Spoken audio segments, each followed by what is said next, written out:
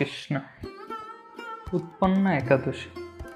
অর্জুন বললেন, হে দেব, অগ্রহায়ণের পুণ্যপ্রদায়িনী কৃষ্ণপক্ষের একাদশীকে কেন উৎপন্না একাদশী বলা হয়, এবং কি জন্যই বা এই একাদশী পরম পবিত্র ও দেবতাদেরও প্রিয়, তা জানতে ইচ্ছে করছে। আপনি কৃপা করে আমাকে তা বলুন। শ্রী ভগবান বললেন, হে পৃথাপুত্র, পূর্বে সত্যযুগ মরু নামে এক দানব ছিল। অদ্ভুত আকৃতি বিশিষ্ট সেই দানবের স্বভাব ছিল অত্যন্ত কোপন। সে দেবতাদেরও ভীতপ্রদ ছিল। যুদ্ধে দেবতাদেরও এমনকি স্বর্গরাজ ইন্দ্রকেও পর্যন্ত পরাজিত করে স্বর্গ থেকে বিতাড়িত করেছিল। এইভাবে দেবতারাও পৃথিবীতে বিচরণ করতে বাধ্য হয়েছিল। তখন দেবতারা মহাদেবের কাছে গিয়ে নিজেদের সমস্ত দুঃখ সবিস্তারে জানালেন। শুনে মহাদেব বললেন, হে দেবরাজ, যেখানে শরণাগত বৎসল্য জগন্নাথ গরুধ্বজ বিরাজ করছেন, তোমরা সেখানে যাও। তিনি আশ্রয়দের পরিত্রাণকারী। তিনি নিশ্চয়ই তোমাদের মঙ্গল বিধান করবেন। দেবাদিদেবের কথা মতো দেবরাজ ইন্দ্র দেবতাদেরকে নিয়ে ক্ষীর সমুদ্রের তীরে গমন করলেন। জলে শায়িত শ্রী বিষ্ণুকে দর্শন করে দেবতারা হাত জোর করে তার স্তব করতে লাগলেন। স্তুতির মাধ্যমে নিজ নিজ দৈন্য ও দুঃখের কথা ভগবানকে জানালেন। ইন্দ্রের কথা শুনে ভগবান নারায়ণ বললেন, হে ইন্দ্র, সেই মরু দানব কি রকম, সে কেমন শক্তিশালী তা আমায় বলো। ইন্দ্র বললেন, হে ভগবান, প্রাচীনকালে ব্রহ্ম বংশে তালজ্জঙ্গা নামে এক অতি পরাক্রমী অসুর ছিল। তারই পুত্র সেই মরু অত্যন্ত বলশালী, ভীষণ উৎকট ও দেবতাদেরও ভয় উৎপাদনকারী সে চন্দ্রাবতী নামে এক পুরীতে বাস করে। স্বর্গ থেকে আমাদের বিতাড়িত করে তার সজ্জিত কাউকে রাজা, কাউকে অন্যান্য দিকপাল রূপে প্রতিষ্ঠিত করে এখন সে দেবলোকে সম্পূর্ণভাবে অধিকার করেছে। তার প্রবল প্রতাপে আজ আমরা পৃথিবীতে বিচরণ করছি। ইন্দ্রের কথা শুনে ভগবান দেবদ্রোহীদের প্রতি অত্যন্ত ক্রোধান্বিত হলেন।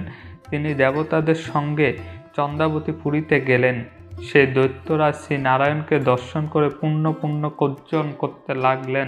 দেবতা অসুরের মধ্যে তুমুল যুদ্ধ শুরু হয়ে গেল। যুদ্ধে দেবতারা পরাজিত হয়ে এদিক ওদিক পালিয়ে গেল। তখন যুদ্ধক্ষেত্রে শ্রী নারায়ণকে একা দেখে সে দানব তাকে দাঁড়াও দাঁড়াও বলতে লাগলো। শ্রী ভগবানও ক্রোধে গর্জন করে বললেন, হে দুরাচার মানব, আমার বাহুবল দেখ। এই বলে অসুর পক্ষীয় সমস্ত যোদ্ধাদের দিব্য বাঘের আঘাতে নিহত করতে লাগলেন। তখন তারা প্রাণভয়ে নানা দিকে পালাতে লাগলেন। সেই সময় নারায়ণ দৈত্য সৈন্যদের মধ্যে সুদর্শন চক্র নিক্ষেপ করলেন। ফলে সমস্ত সৈন্য ধ্বংসপ্রাপ্ত হলো। একমাত্র মরু অসুরই জীবিত ছিল। সে অস্ত্রযুদ্ধে শ্রী নারায়ণকেও পরাজিত করলো। তখন নারায়ণ দৈত্যের সাথে বাহুযুদ্ধে লিপ্ত হলো। এইভাবে দেবতাদের হিসাবে 1000 বছর যুদ্ধ করে ভগবান তাকে পরাজিত করতে পারলেন না। তখন শ্রীহরি বিশেষ চিন্তাধীন হয়ে বদরিকা আশ্রমে গমন করলেন।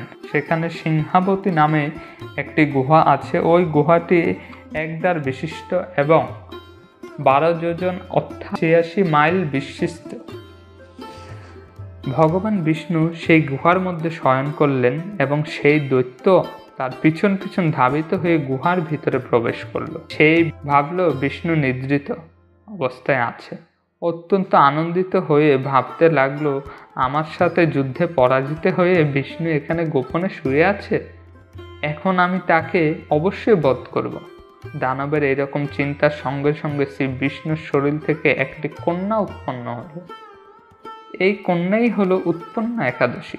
তিনি রূপবতী, সৌভাগ্যশালিনী, দিব্য অস্ত্রধারিণী, সম্ভূতা বলে মহাপরাক্রমশালী ছিলেন। দৈত্যরাজ সেই স্ত্রীরূপিণী দেবীর সাথে তুমুল যুদ্ধ শুরু করলো। কিছুকাল যুদ্ধের পর দেবীর দিব্য তেজে অসুর ভীষ্মভূত হয়ে গেল। তারপর বিষ্ণু জেগে উঠে সেই ভীষ্মভূতি দানবকে দেখে বিস্মিত হলেন এবং দিব্য কন্যাকে তার পাশে হাত জোর করে দাঁড়িয়ে থাকতে দেখলেন। বিষ্ণু বললেন, হে মহাপরাক্রমী, উগ্রমূর্তি এই মরু দানবকে কে বধ করল?